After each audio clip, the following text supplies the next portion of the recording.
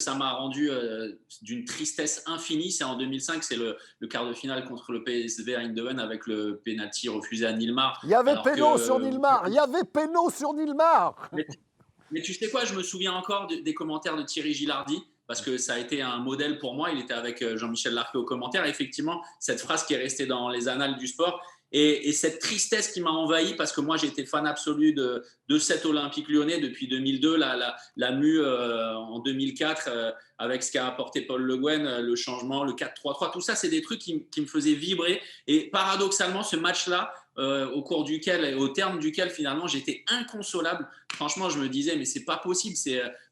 Tout le monde s'est scandalisé, tous les supporters de l'Olympique Lyonnais comme moi. Mais c'est vraiment un match qui m'a marqué parce que je me suis dit, et c'est sans doute ce que Jean-Michel Aulas s'est dit aussi, c'est que ce jour-là, si Lyon n'avait pas été Lyon et avait été, je sais pas, le Milan AC ou un autre club comme ça à l'époque, eh ben, Lyon aurait eu un penalty et Lyon se serait qualifié et sans doute que Lyon aurait pu atteindre le Graal. Parce que voilà, c'est un match marquant dans l'histoire du sport français, dans l'histoire du foot évidemment et dans l'histoire de l'Olympique Lyonnais.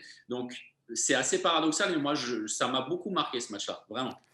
Et je vais te faire une confidence, et je vais peut-être envoyer une bombe en disant ça, mais Sidney Govou m'avait expliqué qu'à la fin du match, les joueurs de l'OL étaient très énervés parce qu'ils avaient vu M. Nielsen, donc l'arbitre de ce match, qui a refusé le pénalty à Nilmar, avait été reparti avec des grands cadeaux Philips, des téléviseurs ou des choses comme ça. Et je trouve que ce truc devrait sortir quand même parce qu'il faudrait... Bon, alors tu as raison Thomas de dire que si on était le Milan AC ou le Real à ce moment-là, peut-être qu'il aurait sifflé. Mais j'espère qu'il n'a pas été malhonnête, parce que alors là, ça serait encore plus grave dans ce cas-là. Mais bon, Attends, Marc, j'ai aucun élément. quand tu te souviens de l'attitude de Marc Van Bommel Ouais. pendant tout le match, et notamment en seconde période, de Philippe Cocu, où Marc Van Bommel il est allé taper justement sur l'épaule de Nielsen, Ouais. et que tu te disais que de toute façon c'était écrit et que c'était vraiment très étrange la manière dont s'est déroulé le match, alors que franchement, il n'y avait pas encore la VAR à cette époque, mais finalement tu n'en avais même pas besoin parce que 1000 fois tu savais qu'il y avait pénalty. Oui, évidemment, tu es en droit de te poser des questions.